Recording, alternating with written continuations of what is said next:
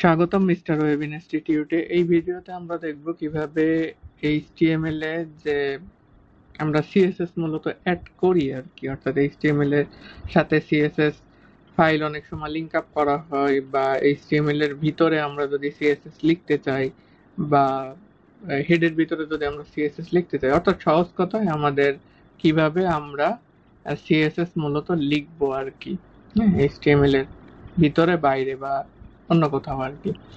তো how to add CSS. তো CSS সাধারণত অ্যাড করা হয় তিনটা ভাবে। একটা হচ্ছে ইনলাইন, আরেকটা হচ্ছে ইন্টারনাল, আরেকটা হচ্ছে এক্সটার্নাল।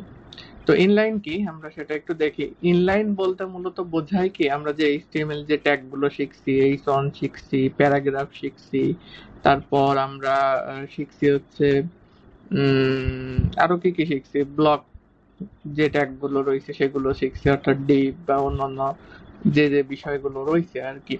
তো সেইখানে আমরা হচ্ছে মূলত হচ্ছে যে এই ট্যাগ গুলো দিই আর কি, অর্থাৎ আমি যদি H1 দিই বা H2 দিই, তো তারপরে সাধারণত স্টাইল নামে একটা অ্যাট্রিবিউট আছে। এই স্টাইল অ্যাট্রিবিউটের মাধ্যমে আমরা যদি কোনো সিএসএস এর কোনো প্রপার্টি এবং ভ্যালু দিয়ে দিই, তাহলে সেটা হচ্ছে ইনলাইন সিএসএস বলে।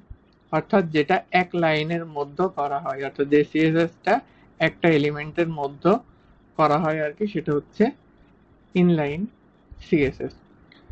এর পরবর্তীতে আমরা যেটা দেখি সেটা আরেকটা হচ্ছে, সেটা হচ্ছে ইন্টারনাল সিএসএস। এই ইন্টারনাল সিএসএস মূলত ব্যবহার করা হয় হচ্ছে হেড ট্যাগের ভিতরে আর কি। অর্থাৎ এইচটিএমএল আমরা প্রথমে কি লিখি হচ্ছে, প্রথমত কি হয়, এইচটিএমএল ওপেন হয় না, প্রথমত কি ডক টাইপ দিয়ে শুরু হয়, এর পরবর্তীতে ভিতরে কি থাকে, একটু নিচের দিকে আসলে বিভিন্ন মেটা ট্যাগ থাকে তাই না, তার ভিতরে কি থাকে, হেড থাকে, এবং এই হেডের ভিতরে আলাদা স্টাইল ট্যাগ নিয়ে মূলত ইন্টারনাল সিএসএস এর ভিতর আমরা সিএসএস এর কোড লিখতে পারি আর কি। আরেকটা হচ্ছে এক্সটার্নাল। এক্সটার্নাল বলতে মূলত হচ্ছে আলাদা ফাইল ক্রিয়েট করে মূলত এই এক্সটার্নাল করা হয়, এবং এই এক্সটার্নাল হচ্ছে খুবই জনপ্রিয় এবং সবচাইতে মানে ভালো এবং ফাস্ট আর কি। এবং এইভাবে যদি আমরা এক্সটার্নাল উপায়ে সিএসএস করি তাহলে জিনিসটা খুব সুন্দর হয় আর কি, এবং প্রফেশনাল হয় আর কি। তো আমরা বেশিরভাগ কাজগুলো আমরা এক্সটার্নাল সিএসএস অ্যাপ্লাই করব, এবং এটা হচ্ছে সব ডেভেলপারই মূলত আর কি পছন্দ আর কি। এটা সাধারণত এইচটিএমএল এর সাথে লিঙ্ক আপ করে মূলত এই এক্সটার্নাল সিএসএস টা অ্যাপ্লাই করা হয়। তো আমরা ভিএস কোডে চলে যাই। ভিএস কোডে গেলে আমরা বুঝতে পারবো। তো ভিএস কোডে আমরা চলে আসছি। আমরা এর আগের দিন আমরা কিছু একটা দেখছিলাম, আমরা এটা আপাতত কমেন্ট করে দিই। আপাতত আমাদের এটা না দেখলেও চলবে, আমরা জিনিসটাকে একটু ছোট করে নিই।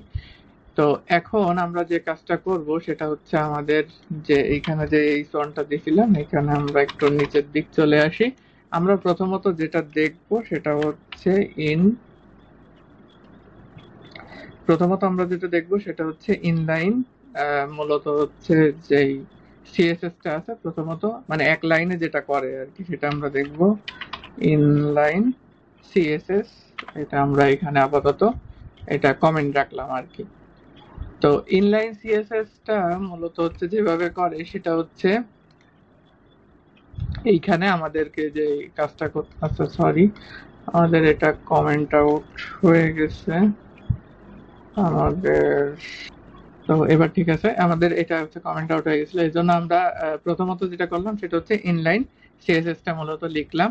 এর পরবর্তীতে আমাদেরকে যেটা করতে হবে, আমরা যদি এখানে একটা পি ট্যাগ নিই এবং এই পির ভিতরে আমি লিখলাম হচ্ছে দিস ইজ প্যারা পেজ। তো আমি এটা লিখলাম হচ্ছে দিস ইজ প্যারাগ্রাফ আর কি, প্যারাগ্রাফের ভিতরে। এখন আমার যদি ইনলাইন সিএসএস করতে হয় সেক্ষেত্রে আমাদেরকে এখানে যেটা করতে হবে, একটা অ্যাট্রিবিউট দিতে হবে, যে অ্যাট্রিবিউটটার নাম হচ্ছে স্টাইল। এবং এই স্টাইলের ভিতর আমি চাইলে যে কোনো কালার দিতে পারি। আমি এখানে কালার দিয়ে দিলাম, পার্পেল নামে একটা কালার আছে, আমি এই পার্পেল কালারটা দিয়ে দিলাম আর কি। তো এইভাবে হচ্ছে মূলত কি করে ইনলাইন সিএসএস কাজ করে। আমরা যদি এটার একটা আউটপুট দেখি, এই যে আমরা দেখতে পাচ্ছি। আমরা চাইলে এখানে আরো অনেকগুলো কাজ করতে পারি আর কি, বাট আপাতত আমরা এখন অন্য অন্য কোনো কিছু জানি না বলে নর্মালি আমরা এই কালার দেওয়াটাই দেখবো আর কি। তো এটা গেল হচ্ছে ইনলাইন। এবার আমরা যদি ইন্টারনাল যদি সিএসএস অ্যাপ্লাই করি তাহলে কি করতে হবে, এই যে যে আমাদের হেড ট্যাগের ভিতরে যে মেটা ট্যাগ রয়েছে এবং এই টাইটেল ট্যাগের নিচে আমাদেরকে স্টাইল নামে আমরা একটা ট্যাগ নিয়ে নেব এবং এর ভিতরে আমরা কাজগুলো করব আর কি। তাহলে আমরা এখানে একটা কাজ করি, আমরা এইখানে এসে আমরা একটা এইচন দিয়ে দিই এবং এই এইচনের নাম দিয়ে দিই হচ্ছে মিস্টার ওয়েব ইনস্টিটিউট আর কি। এবং এইখান থেকে আমরা এই কালারটা নিব, এইখান থেকে আমরা যদি এটারই যদি আমরা ইন্টারনাল যদি আমরা সিএসএস করি সেক্ষেত্রে আমাদেরকে অবশ্যই এইচ1 নিতে হবে। এইচ1 নিয়ে একটা সেকেন্ড ব্র্যাকেট দিতে হবে যেটাকে কার্লি ব্রেসেস বলে। এবার এটার কালার যদি আমরা চেঞ্জ করতে চাই তাহলে আমরা এরকম কালার লিখবো, কালার লিখে আমি যে কালারটা দিতে চাচ্ছি সেই কালারের নামটা আমি লিখে দেবো আর কি। তাহলে আমাদের এই সেই কালারটা কিন্তু এখানে মূলত চলে আসবে আর কি। তো এখন যদি আমরা এটার একটু আউটপুট দেখি তাহলে আমরা দেখতে পারবো, জাস্ট 1 মিনিট, আমাদের এইখানে যদি আমরা কালারটা নিয়ে নিই এবং এই কালারটাকে আমরা করে দিলাম হচ্ছে পার, আমরা এখানে করে দিলাম হচ্ছে পার্পেল। তাহলে এখন যদি আমরা এটার একটু আউটপুট দেখি তাহলে আমরা এই যে দেখতে পাচ্ছি এই সনটা আমাদের কিন্তু কালার হয়ে গেল। তাহলে আমরা এইখানে যেটা দেখলাম সেটার নাম হচ্ছে, প্রথমত আমরা দেখছি কি ইনলাইন, তাহলে এরপর এটা হচ্ছে ইন্টারনাল, ইন্টারনাল সিএসএস মূলত এইভাবে করে। এর পরবর্তীতে আমরা যেটা দেখব সেটা হচ্ছে এক্সটার্নাল সিএসএস। অর্থাৎ এক্সটার্নাল সিএসএসটা কিভাবে করে। এক্সটার্নাল সিএসএস এর জন্য প্রথমত যেটা করতে হবে সেটা হচ্ছে আমাদের একটা লিঙ্ক করতে হবে এবং এই লিঙ্কটা আমরা এই স্টাইলের এই নিচে যে আমরা যে এক্সটার্নাল যে লিঙ্কটা আছে আমরা সেটা করে নিই। আমরা এখানে লিখে নিলাম এক্সটার্নাল। তো এই এক্সটার্নালের ভিতরে আমাদের যে কাজটা করতে হবে, প্রথমত এটার একটা শর্টকাট আছে, আমরা যদি লিঙ্ক লিখে ইস2 দিয়ে সিএসএস দিয়ে দিই তাহলে কিন্তু আমাদের এইখানে একটা লিঙ্কের একটা মানে সিএসএস লিঙ্কের একটা আমাদের স্টাইল শিটের লিঙ্ক ক্রিয়েট হয়ে যাবে আর কি। তো এখানে আমরা যদি একটু দেখি লিঙ্ক লেখা আরইএল মানে হচ্ছে এটার হচ্ছে মূলত রেফারেন্স টাইপটা আর কি। তাহলে এটা হচ্ছে স্টাইল শিট আর কি। এর পরবর্তীতে হচ্ছে এই স্টেপ বলতে আমরা আগেই জানি সেটা হচ্ছে হাইপার রেফারেন্স, অর্থাৎ আমার এটা কোথায় রয়েছে। তো প্রথমত আমাদের এখানে এই নামে আমাদের একটা ফাইল খুলে নিতে হবে আর কি। আমরা যে কোনো নামে ফাইল খুলে নিতে পারি। তাহলে আমরা এখানে এসে একটা ফাইল খুলে নিই style.css নামে। এবার এর ভিতর আমরা যদি কোনো সিএসএস লিখি তাহলে কিন্তু সেটা কাজ করবে। তো আমরা এখানে একটা কাজ করি, আমরা এখানে h2 দিয়ে দিই, এর ভিতরে আমি লিখলাম বাংলাদেশ আর কি। তো এইখানে যদি এবার আমরা এইখানে লেখার জন্য আমরা প্রথমত যে কাজটা করতে হবে আমাদেরকে এই h2টা এলিমেন্ট সিলেক্টর আর কি। আমরা যেহেতু কোনো সিলেক্টর জানি না আপাতত জাস্ট কালার লিখলাম, কালার লিখে আমরা এখানে পার্পেলটা আমরা দিয়ে দেবো। হ্যাঁ, পার্পেল। এখন আমরা যদি এটার একটু আউটপুট দেখি তাহলে আমরা দেখতে পাচ্ছি এই যে বাংলাদেশটাও কিন্তু মূলত হয়ে গেল। তো এক্সটার্নালের বেলায় যে কাজটা করতে হবে এখানে আমাদের লিঙ্ক দিয়ে দিতে হবে। এখন একটা কথা সেটা হচ্ছে আমাদের যদি এইখানে যদি এই স্টাইল শিটটা যদি এইভাবে থাকতো, সিএসএস নামে আমাদের একটা ফোল্ডার রয়েছে এবং এই ফোল্ডারের ভিতরে আমরা যদি এটাকে একটু কাট করে এটার ভিতরে যদি পেস্ট করে দিই তাইলে কিন্তু এখন যদি আমরা এখানে আসি তাহলে কিন্তু আমাদের কিন্তু এই যে বাংলাদেশটা কিন্তু পাচ্ছে না। কারণ কি আমাদের লিঙ্ক কিন্তু ঠিক নাই। এখানে কিন্তু আমাদের লিঙ্ক ঠিক করতে হবে।